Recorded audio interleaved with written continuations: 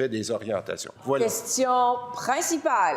Je reconnais maintenant le député d'Hochelaga-Maisonneuve. Dans le milieu du travail, on s'entend généralement pour dire que notre Code du travail représente un point d'équilibre fragile qui assure au Québec une certaine paix industrielle. Avec le projet de loi qu'il vient de déposer, le ministre du Travail porte une attaque frontale aux droits des travailleurs et vient rompre ce fragile équilibre. Il vient singer le gouvernement Trudeau qui a décidé de ne pas respecter le droit d'association protégé par la Charte des droits.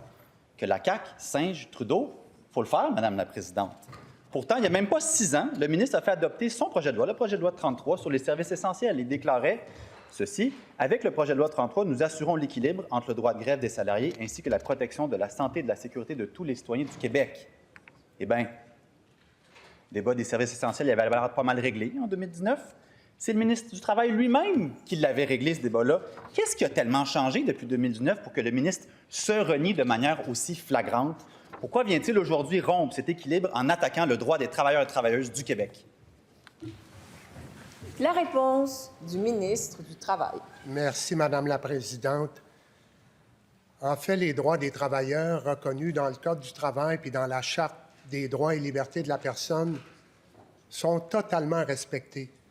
Ce que ce projet de loi-là fait, c'est de protéger davantage les besoins de la population, notamment les personnes en situation de vulnérabilité, pendant une grève ou un lockout. Tout ce que nous cherchons à faire, c'est de maintenir un équilibre entre l'exercice du droit de grève et les répercussions extrêmement dommageables pour la population. Une grève, c'est un moyen de pression sur un employeur. Mais ça ne peut pas servir à prendre la population en otage. Alors, j'invite mon collègue d'Hochelaga-Maisonneuve à bien lire le projet de loi et il va réaliser que ce n'est pas la même chose que le Code canadien du travail. Il y a des balises, il y a des concepts et c'est tout à fait équilibré. Merci, Madame la Présidente. Première complémentaire. Toujours dans le cadre du projet de loi 33 de 2019, le ministre déclarait: « Les modifications proposées visent d'abord à assurer la santé et la sécurité publique tout en respectant le droit de grève des salariés maintenant constitutionnalisé par l'arrêt Saskatchewan de la Cour suprême depuis 2015. » Le ministre est-il en train de nous proposer l'adoption de modifications législatives qu'il sait pertinemment être contraires aux chartes et à la jurisprudence? Le ministre est un avocat de profession, Madame la Présidente. Il sait que son projet de loi va se faire démolir juridiquement. Pourquoi il démontre aussi peu de respect pour les tribunaux et pour les travailleurs du Québec? La réponse du ministre. Merci, Madame la Présidente.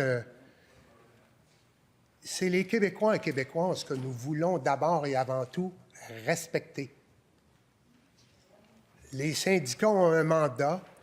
Les syndiqués exercent des droits que nous respectons, qui sont totalement légitimes.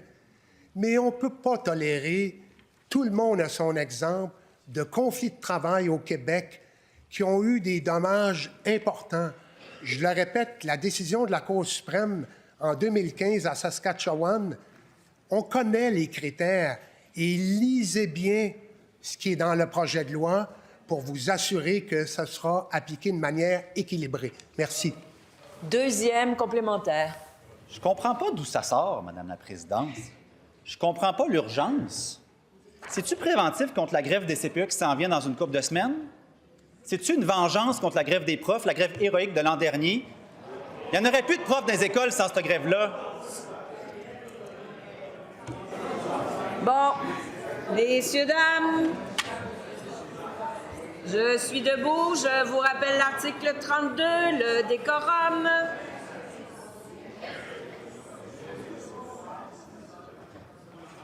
Je vous invite à être prudent, parce qu'ici, il y a une intention malicieuse et on ne peut pas prêter d'intention malicieuse à ses collègues. Nous allons poursuivre, mais dans le respect, je vous prie. Il vous reste 12 secondes. Il n'y en aurait plus de profs dans les écoles sans cette grève héroïque-là, Madame la Présidente. Si vous n'en voulez pas de grève, négociez comme du monde, faites des offres, asseyez-vous à la table à place de vous attaquer aux droits des travailleurs et travailleuses. Bon. Je suis debout.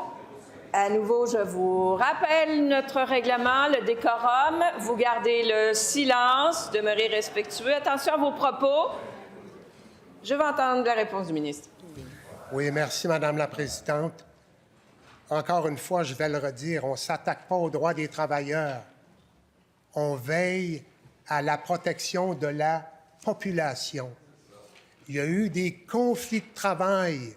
J'inviterai mon collègue d'Hochelaga-Maisonneuve à discuter avec des familles qui ont des enfants à besoins particuliers.